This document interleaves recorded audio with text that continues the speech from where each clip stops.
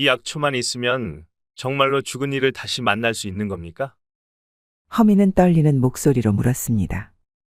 그의 손엔 마침내 손에 넣은 약재 한 줌이 쥐어져 있었습니다.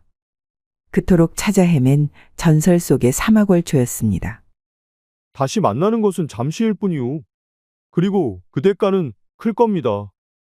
동그란 터번을 두른 상인은 허민의 손을 내려다보며 중얼거리듯 말했습니다.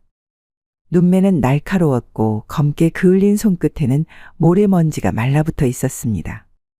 사막 한복판 모래바람 부는 이국의 장터에서 허민은 끝내 그것을 손에 넣었습니다. 수년간 떠돌아다니며 약초와 비법서를 수집한 피나는 노력의 결과였습니다. 허민은 조선에서 온 젊은 약재 연구자였습니다. 이름 있는 약방 집안에서 태어났지만 그는 어릴 적 어머니를 병으로 잃었습니다. 40이 채 되지 않은 나이에 피를 토하며 세상을 떠났던 어머니는 허민에게 세상의 전부였습니다. 허민은 어머니가 눈을 감던 날 두 손을 붙잡고 약속했습니다. 어머니, 언젠가 반드시 살아서 어머니를 다시 만나겠습니다. 무슨 수를 써서라도 그 방법을 찾겠습니다. 그 후로 그의 삶은 오직 한 방향을 향해 흘러갔습니다. 죽은 사람을 다시 볼 수 있는 약이 있을지도 모른다는 믿음 하나만으로 그는 장터의 주막에서 상인들의 옷자락을 붙잡고 사방을 떠돌며 귀동냥을 했습니다. 때로는 사기꾼들에게 속아 금전과 체면을 잃기도 했고 때로는 외딴 사찰에서 외국어로 쓰인 고서를 베껴 오기도 했습니다.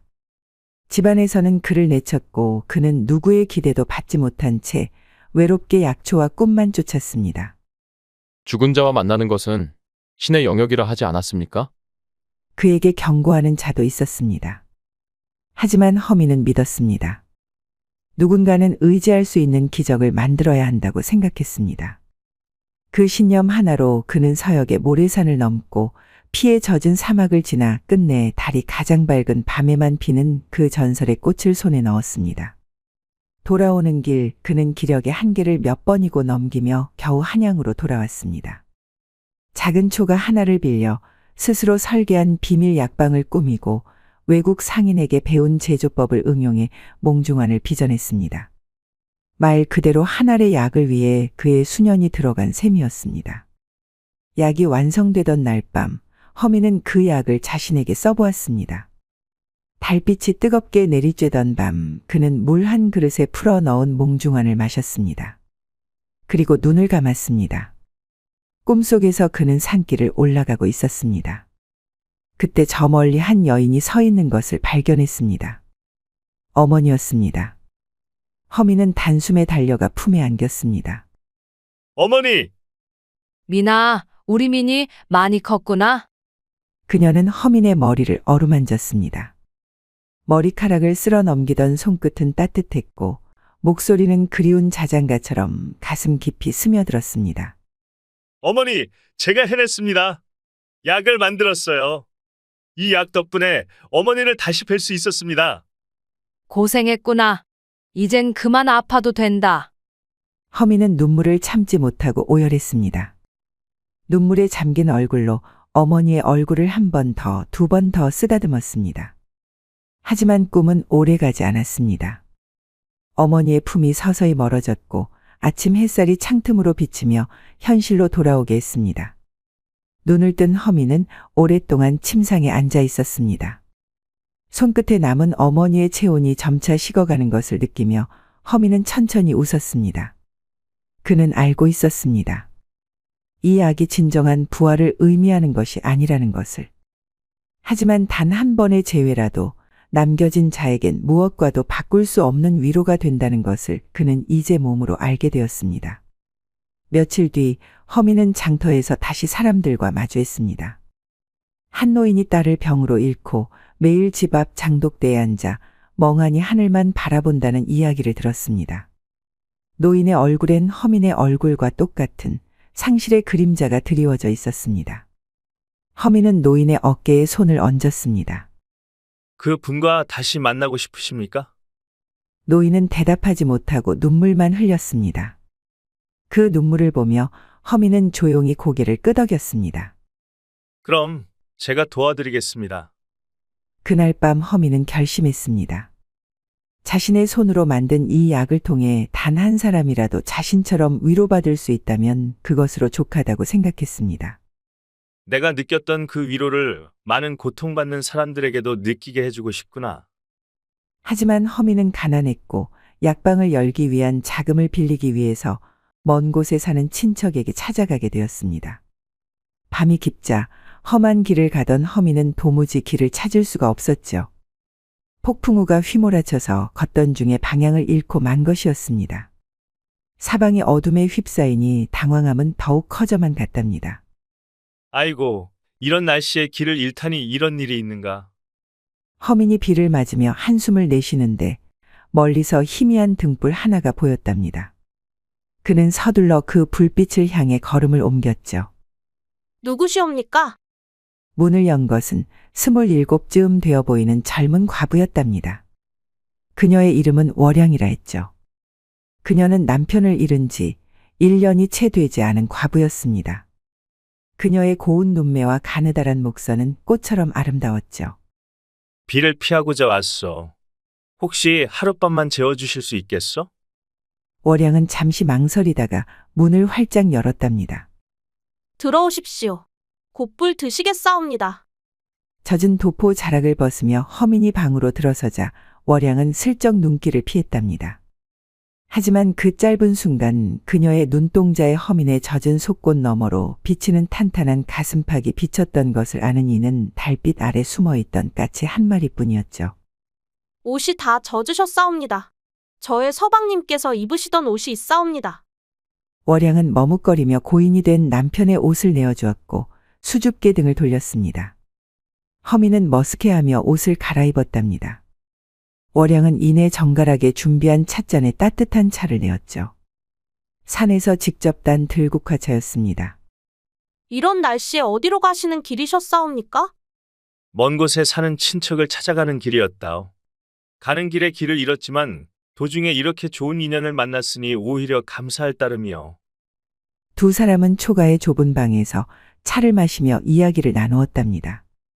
불빛에 비친 월양의 가녀린 손목이 찻잔을 돌릴 때마다 허민의 시선은 자꾸만 그곳에 머물렀죠.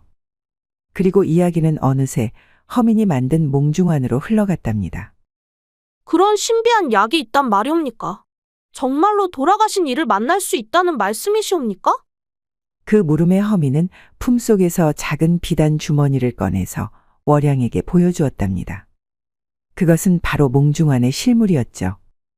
서쪽 먼 나라 사막 그곳에 아주 깊은 곳에서만 자라는 희귀한 꽃으로 만들었다는 바로 그 약이었습니다. 어찌어찌 그 꽃이 피어있는 곳까지 간다고 하더라도 그 꽃은 보름달이 밝게 빛나는 밤에만 꽃잎을 펼치는 꽃이었습니다. 그렇소. 이것을 복용하면 돌아가신 이를 꿈속에서 다시 만날 수 있게 된다오. 월양의 눈에 다시 이슬이 맺혔죠. 그녀의 떨리는 손이 주머니를 향해 뻗어갔답니다. 지금 말씀하신 내용이 진정 참말이시옵니까? 한번 시험해 보시겠소? 월양의 손이 약을 받아들 때 두 사람의 손끝이 스쳤고 미묘한 전율이 허민의 등줄기를 타고 올라오는 것 같았습니다. 월양은 몽중안을 복용하고 잠이 들었답니다. 꿈속에서 그녀는 서방을 만났죠. 그가 생전에 그녀의 귓가에 속삭이던 그 목소리, 거친 손으로 그녀의 허리춤을 감싸던 그 온기, 두 사람이 달빛 아래 몰래 뒷산에 올라 나누었던 그 사랑의 흔적들을 고스란히 느낄 수 있었죠. 서방님, 이렇게 서방님을 다시 만나게 되다니요.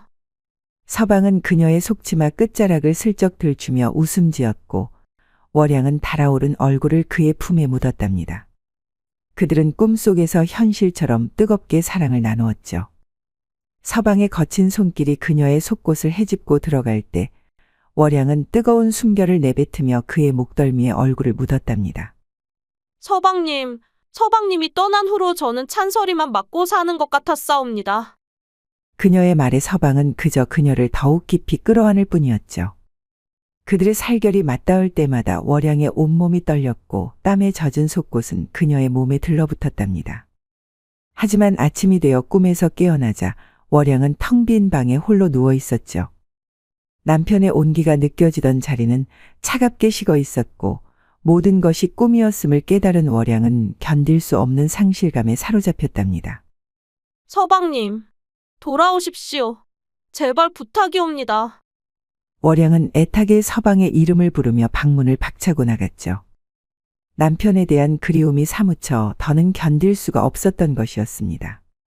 마당을 지나 동네 뒤편 연못으로 달려가는 그녀의 치맛자락은 바람에 나부꼈답니다. 그 모습이 마치 백로가 날개를 펴고 날아가는 듯했죠. 한편 새벽녘 아침 찬물로 세수를 하던 허미는 이상한 예감에 월양의 방으로 갔답니다. 텅 빈 방을 보고 직감적으로 무언가 잘못되었음을 알았죠. 이런 몽중환이 너무 생생했던 게야. 허미는 서둘러 월양의 뒤를 쫓았답니다. 그가 연못에 도착했을 때 월양은 이미 깊은 물속에 반쯤 몸을 담그고 있었답니다. 그녀의 치맛자락은 물에 젖어 무겁게 가라앉고 있었고 얼굴은 이미 핏기 하나 없이 창백했죠. 허미는 망설임 없이 물속으로 뛰어들었습니다. 차가운 물이 그의 온몸을 감쌌지만 그는 오직 월양을 구하겠다는 생각 하나뿐이었죠. 월양은 정신을 잃고 물속으로 완전히 가라앉고 있었답니다. 허미는 온 힘을 다해 그녀의 몸을 붙잡아 물 위로 끌어올렸죠. 부인, 정신 차리시오. 부인. 허미는 월양을 안고 허겁지겁 물가로 나왔습니다. 그녀의 얼굴은 파랗게 질려 있었고 숨소리는 들리지 않았죠. 허미는 월양을 땅에 눕히고 그녀의 가슴을 눌러 물을 토해내게 했답니다. 부인, 제발 눈을 뜨시오. 점차 월양의 입에서 물이 쏟아져 나왔고 그녀는 기침을 하며 겨우 의식을 되찾았답니다. 허미는 그녀를 조심스레 안아 그녀의 집으로 데려갔답니다. 허미는 월양을 정성껏 간호하기 시작했습니다. 월양은 열에 들떠 서방을 부르며 헛소리를 했답니다. 서방님, 어디 계시옵니까? 왜 저를 두고 먼 곳으로 떠나셨사옵니까? 부인, 진정하시오. 이제 다 지나간 일이요. 월양이 갑자기 열이 더 심해지자 허미는 밤새 그녀의 곁을 지켰죠. 그는 수시로 물수건을 갈아주며 그녀의 이마와 목덜미, 팔을 닦아주었습니다. 새벽녘 월양이 잠시 맑은 정신을 되찾았을 때 그녀는 옆에서 꾸벅꾸벅 조는 허민의 모습을 보았답니다. 그의 얼굴에는 피로함이 가득했지만 여전히 그녀의 손을 놓치지 않고 있었죠. 월양은 처음으로 서방이 아닌 다른 사람에게 마음이 조금씩 열리는 것을 느꼈답니다. 둘째 날 열이 조금 내리자 월양은 힘겨운 목소리로 물었습니다. 나리, 왜 저를 이리 정성껏 돌보아 주시는 것이옵니까? 저는 처음 만난 과부일 뿐이온데. 부인, 공경에 처한 사람을 돕는 것은 당연한 일이요. 그러니 너무 마음 쓰지 마시오. 허미는 담담히 대답했지만 그의 눈빛에는 월양을 향한 따스함이 깃들어 있었답니다. 그 순간 월양의 가슴이 살짝 떨렸죠. 셋째 날이 되자 월양은 많이 회복되어 스스로 일어나 창가에 앉을 수 있게 되었답니다. 햇살이 그녀의 얼굴을 비추자 허미는 그녀의 모습이 얼마나 아름다운지 새삼 깨달았죠. 월양도 자신을 바라보는 허민의 눈빛에서 특별한 감정을 읽었답니다. 나리 덕분에 죽을 목숨이 살아났사옵니다. 이 은혜 어찌 갚아야 할지 모르겠사옵니다. 부인, 그런 말씀 마시오. 부인이 건강해지는 것만으로도 나에게는 큰 기쁨이요. 허민의 진심 어린 말에 월양의 마음에 무언가 따뜻한 감정이 피어오르기 시작했답니다. 서방에 대한 그리움은 여전했지만 그 옆에 조금씩 허민을 향한 새로운 감정이 조금씩 자리 잡기 시작했던 것이었죠. 저녁이 되자 월양은 허민을 위해 간단한 차를 준비했습니다. 그녀의 손끝이 찻잔을 내밀 때 살짝 허민의 손과 닿았고 두 사람은 동시에 움찔했죠. 두 사람은 마주보고 앉아 차를 마시기 시작하였습니다. 잠깐의 침묵이 흘렀습니다. 월양은 무언가 골똘히 생각하는 듯 보였죠. 월양은 몽중환을 먹고 꿈에서 서방을 다시 만났던 그 생생한 경험을 잊을 수가 없었습니다. 이내 월양은 무언가 결심한 듯한 눈빛으로 허민에게 자신의 속내를 털어놓기 시작하였습니다. 나리, 부탁이 있사옵니다. 그 몽중환이라는 약 더 얻을 수 있겠사옵니까? 월양의 말을 들은 허민은 잠시 생각에 잠겼죠. 허미는 문득 좋은 생각이 떠올랐습니다. 나는 약방을 여는 일에 갖고 있는 자금이 부족하여 먼 길을 가던 중이었어. 만일 부인께서 나에게 약방으로 쓸 수 있는 공간을 제공해 주신다면 내 기꺼이 부인에게 몽중환을 만들어 드리겠소. 월양의 눈이 커졌죠. 알겠습니다. 이 초라한 집이라도 괜찮으시다면 얼마든지 내어드리겠습니다. 그렇게 해서 허미는 월양의 집에 머물게 되었답니다. 이곳에서 몽화당이라는 이름으로 약방을 열기로 결정한 것이었죠. 죽은 사람을 다시 만나게 해준다는 몽화당의 소문은 점점 널리 퍼져나갔습니다. 꿈에서 사별했던 사람을 다시 만나게 해주는 몽중환의 약 효능에 놀란 사람들이 입소문을 퍼뜨리기 시작한 것이었죠. 덕분에 몽화당에는 점점 많은 사람들이 발걸음을 하기 시작했습니다. 그 중에서도 눈에 띄는 이가 있었는데 바로 윤씨 부인이었답니다. 윤씨 부인은 마을에서 가장 부유한 집안의 안주인이었죠. 그녀는 40이 가까운 나이였고 몸에서 기품이 넘치는 여인이었답니다. 그녀는 어느 날 몽화당을 찾아와 허민과 월양에게 말하였습니다. 20해 전 저희 집 머슴이었던 상서라는 아이가 있었습니다. 저는 지아비 몰래 그 아이와 사랑을 나누고는 하였지요. 하지만 끝내 지아비가 눈치채게 되어 그 아이를 집에서 내쫓았고 최근에 들어서야 저는 그 아이가 10년 전 병으로 세상을 떠났다는 사실을 알게 되었답니다. 단 한 번만이라도 그 아이를 꼭 다시 만나고 싶어요. 허미는 윤씨 부인의 사연을 듣고 깊은 생각에 잠겼답니다. 그리고 마음을 정한 듯 품속에서 작은 비단 주머니를 꺼냈죠. 마님, 이 약은 단 한 번의 만남만을 허락할 것입니다. 너무 깊이 빠지지 마시고 위안을 얻는데 그치시길 바랍니다. 허민의 말에 윤씨 부인은 고개를 끄덕였죠. 그날 밤 윤씨 부인은 몽중환을 복용하고 잠이 들었답니다. 꿈속에서 그녀는 젊은 시절의 상서를 만났죠. 윤씨 부인이 처음 그를 본 순간처럼 상서는 장작을 패고 있었고 땀에 젖은 등줄기가 햇살에 반짝였죠. 마님, 오랜만이옵니다. 상서의 한마디에 윤씨 부인은 주체할 수 없는 눈물을 흘렸답니다.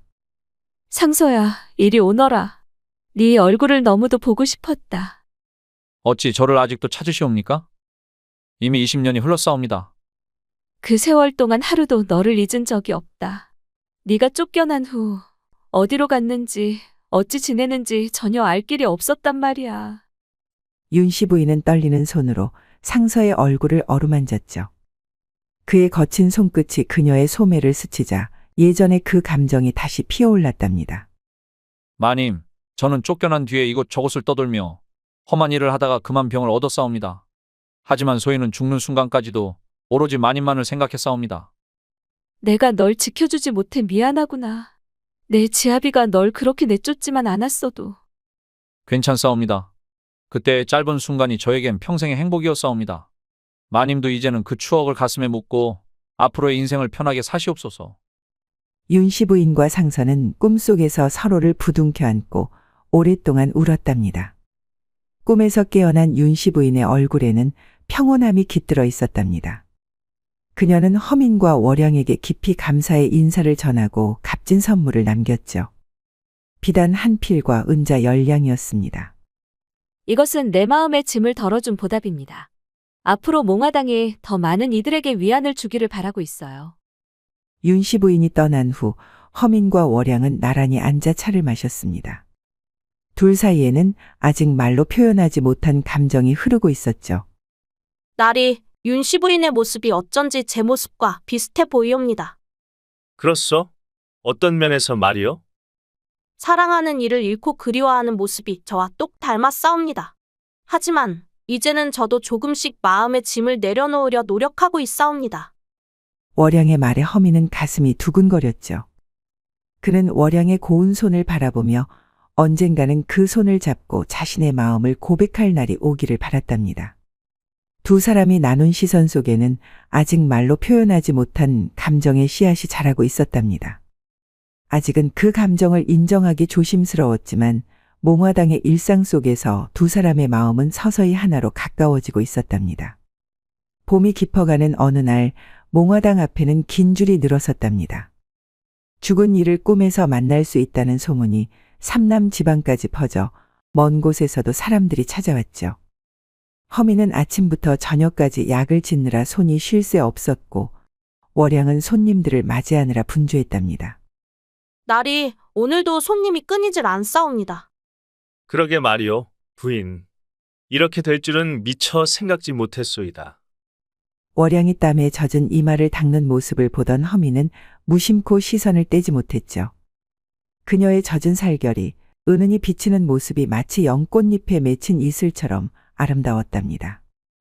허미는 가슴이 두근거려 급히 고개를 돌렸죠. 그날도 어김없이 윤씨 부인이 몽화당을 찾아왔답니다. 몽중환을 처음 먹은 후로 그녀는 일주일에 한 번씩 찾아와 약을 조금씩 더 받아갔죠. 말로는 친척들에게 나눠준다 했지만 사실은 본인이 조금씩 먹으며 꿈속에서 상서를 만나고 있었습니다. 두 분은 오늘도 바쁘시군요. 이것 좀 드시고 하시지요. 윤씨 부인은 오늘도 맛있는 음식을 가져왔답니다. 찹쌀떡과 약과 그리고 상다리가 휘어질 정도로 많은 음식들이었죠.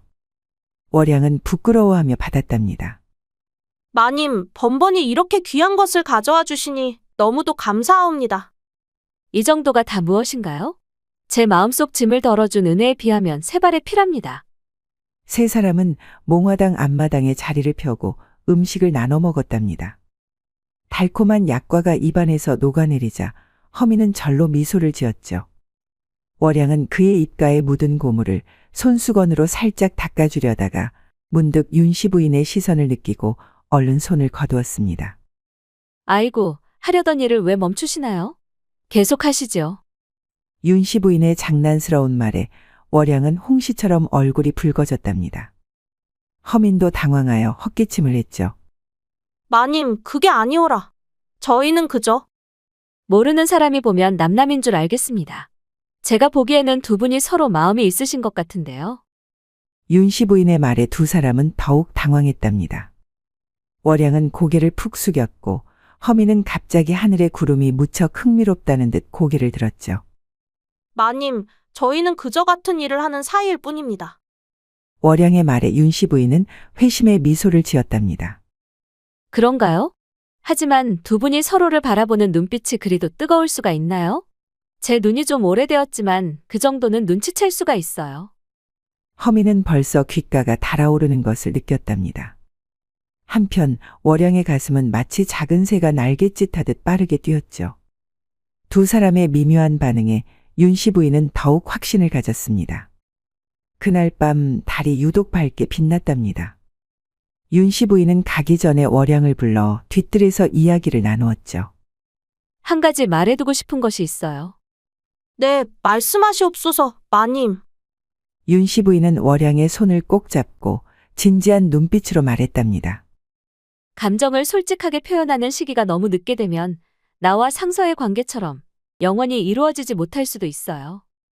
월양은 가슴이 철렁 내려앉는 느낌이었죠. 마치 윤씨 부인이 자신의 마음속을 훤히 들여다본 것 같았답니다. 하지만 마님, 저는 아직 서방님에 대한 월양 아씨가 자신의 지아비를 사랑했던 마음까지 모두 버리라는 것이 아니에요. 하지만 산 사람의 가슴에는 언제든 다시 새로운 사랑이 피어날 수 있는 법이랍니다. 윤씨 부인은 멀리 달을 바라보며 말을 이었죠. 저와 상서는 신분의 벽에 가로막혀 평생 가슴앓이만 했답니다. 저는 결국에는 그러다가 모든 것을 다 놓치고 말았지요. 하지만 아가씨와 허 선생은 다르지 않은가요? 무엇이 두려워서 마음을 숨기시나요? 그 말은 화살처럼 월양의 가슴에 꽂혔답니다. 말을 마친 윤씨 부인은 묘한 미소를 보이며 자신의 집으로 돌아갔습니다. 월양은 홀로 남아 윤씨 부인의 말을 되새겼죠. 다음 날 몽화당은 평소처럼 분주했답니다. 하지만 월양의 마음은 평소와 달랐죠. 그녀는 약재를 정리하는 허민의 모습을 자꾸만 훔쳐보았답니다. 그의 손가락이 약재를 다루는 모습이 왜 이리도 좋아 보이는 것인지. 부인, 무슨 생각을 그리 깊이 하시오? 허민의 목소리에 월양은 화들짝 놀라 약병을 떨어뜨릴 뻔했죠. 다행히 허민이 재빨리 손을 뻗어 받아냈답니다. 그 순간 두 사람의 손이 겹쳐졌고 마치 불씨가 올마붙듯 열기가 전해졌답니다. 감사합니다, 나리.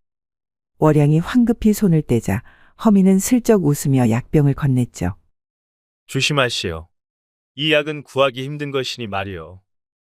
그날 저녁 몽화당의 문을 닫은 후 두 사람은 마루에 앉아 차를 마셨답니다. 초여름 밤바람이 서늘하게 불어왔죠.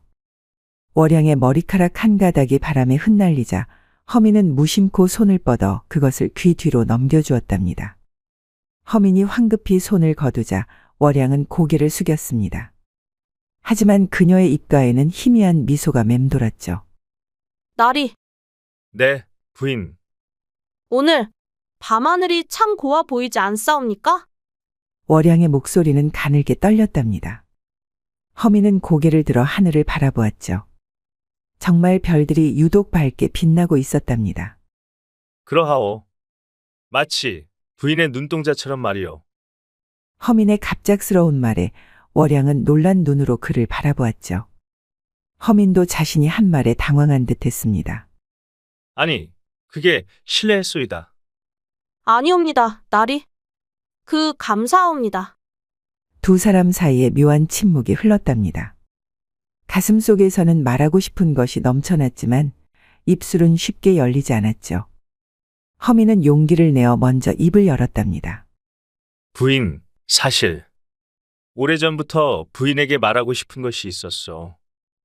월양의 심장이 빠르게 뛰기 시작했답니다. 지금 허민이 하려는 말이 무엇인지 그녀도 어렴풋이 짐작하고 있었죠.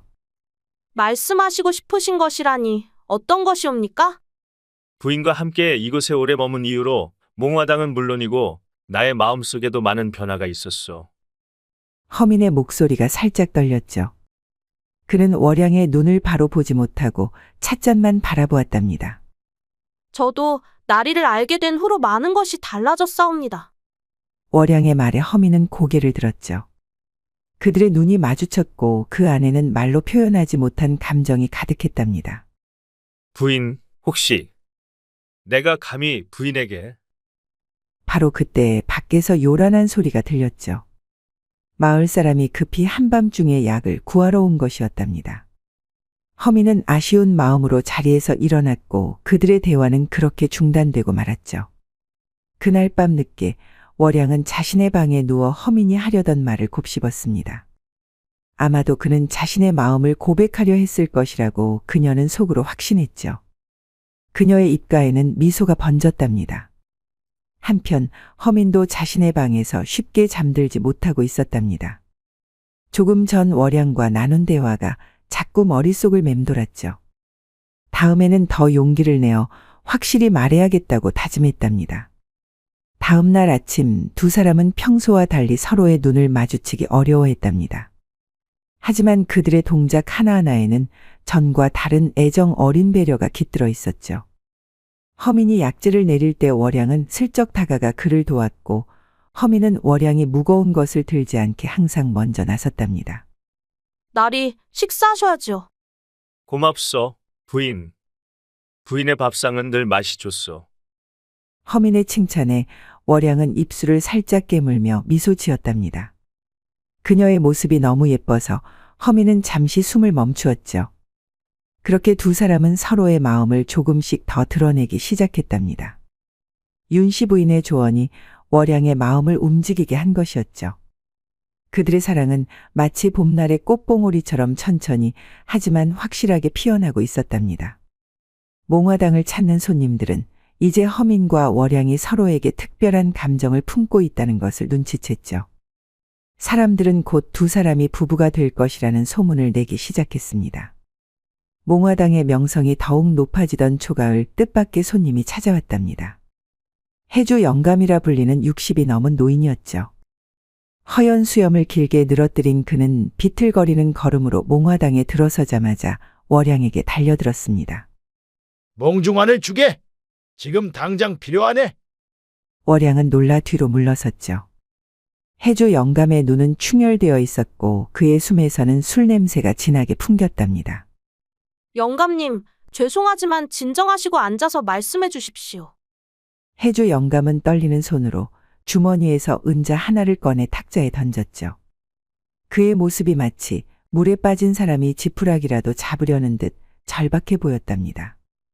늙은이 하나 살린다 생각하고 몽중환을 좀 더 내어주게나. 연아 그 애가 오늘 밤 꿈에서 나를 기다린다고 했단 말이네. 연하라는 기생은 20년 전 세상을 떠났다고 했죠. 해주 영감은 3개월 전부터 몽중환을 복용하며 꿈속에서 연하를 만나왔는데 점점 약의 양을 늘리고 있었답니다. 해주 영감은 오로지 꿈에서 연하를 만나는 일에만 집착할 뿐 꿈에서 깨어나면 마주하는 현실에는 점점 신경을 쓰지 않고 있었죠. 영감님, 죄송하지만 몽중환은 하루에 한 알만 드셔야 합니다. 더 많이 드시면 위험하시옵니다. 그 입 다무게. 내가 얼마나 먹든 내 마음이야. 월양이 몽중환 한 알을 건네자 해주 영감은 불만스러운 얼굴로 더 달라고 손을 내밀었죠. 그의 손끝이 월양의 손목을 스치자 월양은 본능적으로 몸을 움찔했답니다. 영감님, 죄송하오나 더는 드릴 수 없습니다. 그리운 이를 만나고 싶으신 마음은 저 또한 잘 알지만 부디 이해해 주십시오. 해주 영감의 얼굴이 순식간에 붉게 변했죠. 그는 벌떡 일어나 월양을 노려보았답니다. 이런 몹쓸 계집을 보았나. 감히 내 말을 거역하다니. 해주 영감은 씩씩거리며 몽화당을 떠났죠. 월양은 그제야 긴장이 풀려 가슴을 쓸어내렸답니다. 허미는 약재를 구하러 이웃 마을에 가서 자리에 없었고 월양은 혼자서 상황을 감당해야 했습니다. 아니 그런데 해주 영감은 곧바로 다시 돌아왔습니다. 이번에는 그의 손에 굵은 몽둥이가 들려 있었죠. 그의 눈은 더욱 충혈되어 있었고 입가에는 침이 흘러내렸답니다. 약을 내놓게. 지금 당장 말이네. 영감님, 제발 진정하십시오. 몽중환은 약이 아니라 독이 될 수도 있사옵니다. 이제는 현실에 눈을 돌리셔야. 월양의 말이 채 끝나기도 전에 해주 영감은 몽둥이를 휘둘렀죠. 월양은 재빨리 피했지만 두 번째 공격을 피하지 못했답니다. 몽둥이가 그녀의 어깨를 강타했고 월양은 비명을 지르며 바닥에 쓰러졌죠. 이 망할 계집이. 어디 맛 좀 보아라. 해주 영감은 미친 듯이 월양을 몽둥이로 때리기 시작했답니다. 그녀의 가녀린 몸이 몽둥이 아래 무참히 짓밟혔죠. 월양의 비단 치마가 찢어지고 붉은 피가 하얀 속치마를 물들였답니다. 영감님, 제발 멈춰 주십시오. 월양의 애원에도 해주 영감은 멈추지 않았죠. 그는 마치 눈앞에 있는 사람이 월양이 아닌 다른 누군가인 것처럼 광기에 사로잡혀 있었답니다. 마침내 월양이 의식을 잃자 해주 영감은 약방으로 달려가 몽중환이 보관된 상자를 찾아 품 안에 모두 쓸어 담았죠.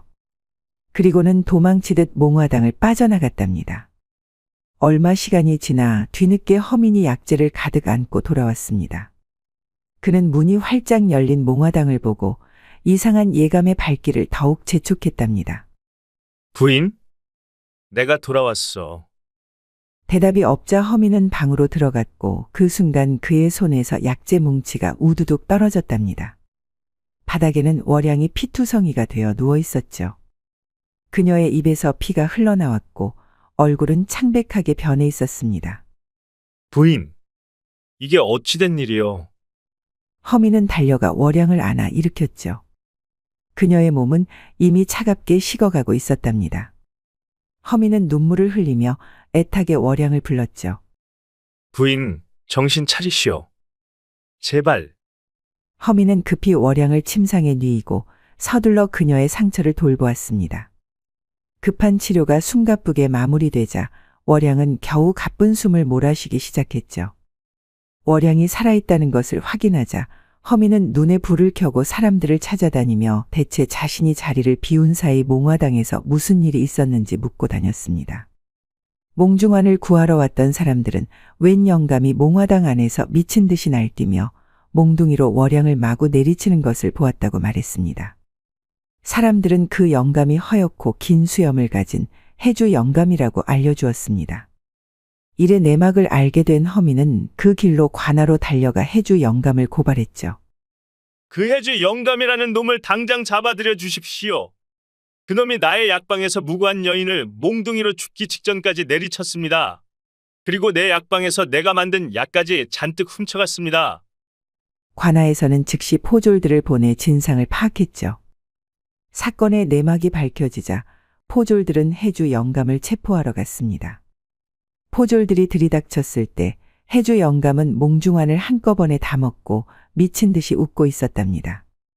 포졸들이 해주 영감을 옥에 가두는 동안 허민은 다시 몽화당으로 돌아왔습니다. 허민은 자신이 아는 모든 약초의 지식을 동원해서 월양을 살리려 했답니다. 상처에 약을 바르고 피를 멈추게 하고 내상을 치료하기 위한 약을 다렸죠.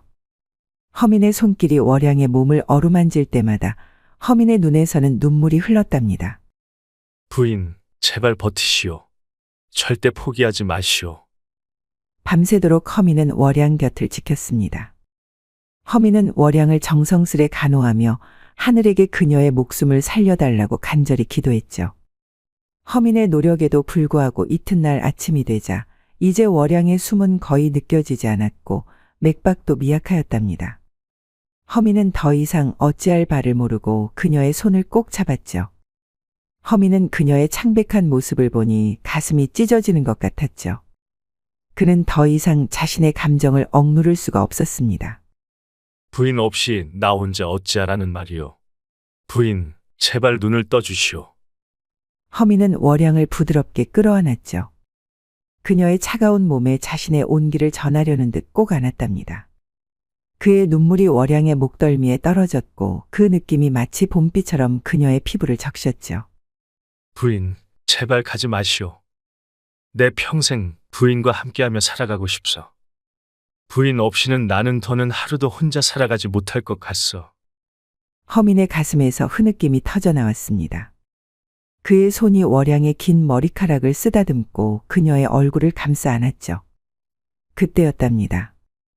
월양의 눈꺼풀이 미세하게 떨리더니 월양이 천천히 눈을 떴죠. 나리. 허민은 자신의 귀를 의심했답니다. 그는 얼른 월양의 얼굴을 들여다보았죠. 창백했던 그녀의 뺨에 희미하게 홍조가 돌기 시작했습니다. 부인, 정신이 드시오? 아이고, 하늘이시여 감사합니다.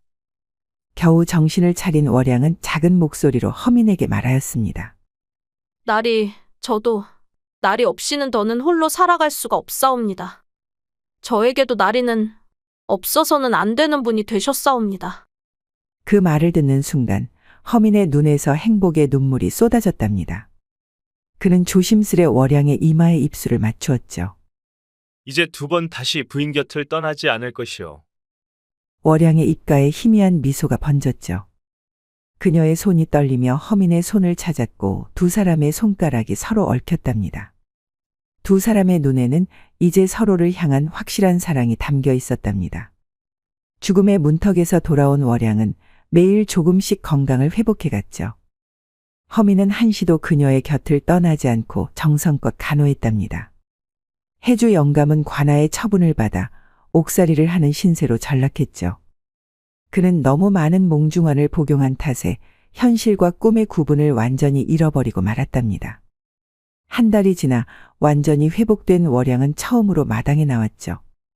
가을 햇살이 그녀의 얼굴을 비추자 허민은 그녀가 얼마나 아름다운지 다시 한번 깨달았답니다. 부인, 몸은 좀 어떠시오?